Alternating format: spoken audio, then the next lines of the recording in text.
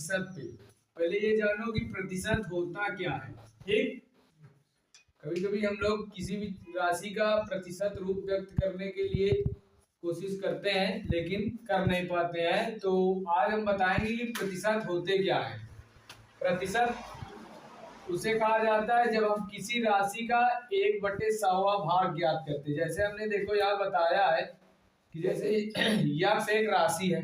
अब हमें कह दिया जाए कि एक्स का प्रतिशत कैसे आप या एक्स को प्रतिशत रूप में कैसे व्यक्त करेंगे।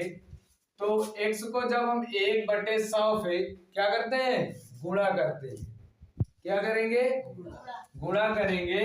तो जब वो उसका गुणा हो जाएगा तो पूरा क्या बनेगा, x/100। अब ये किस में बदल गया, प्रतिशत में। अर्थात किसी भी राशि का जब हम 1/100वां भाग ज्ञात करते हैं या 1/100 से किसी राशि में गुणा कर देते हैं तो उसे ही क्या कहा जाता है, प्रतिशत। देखो ये छोटी सी चीज जो प्रतिशत है ये आपके बहुत काम आएगी आने वाले टाइम में। इसको हल्के में मत लेंगे, ये किसी भी एग्जाम में पूछा जा सकता है। आपके कंपटीशन लेवल के एग्जाम में प्रतिशत है, जैसे प्रॉफिट एंड लॉस है, सीआई या एसआई से संबंधित। एसआई का मतलब सिंपल इंटरेस्ट और सीआई का मतलब कंपाउंड इंटरेस्ट से संबंधित सवाल ज्यादातर पूछे जाते हैं।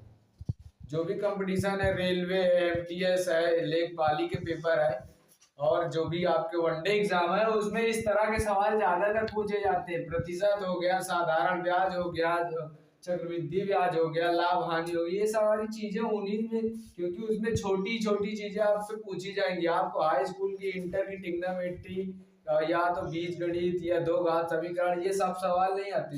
ज्यादातर सवाल इसी तरह के आएंगे, प्रतिशत से संबंधित, लाभ और हानि से संबंधित, ब्याज से संबंधित, इस तरह के सवाल जो हमारे दैनिक जीवन में प्रयोग होने वाली चीजें होते हैं या उनसे संबंधित जो भी प्रश्न होते हैं उसी पे आधारित वो सवाल पूछे जाते हैं।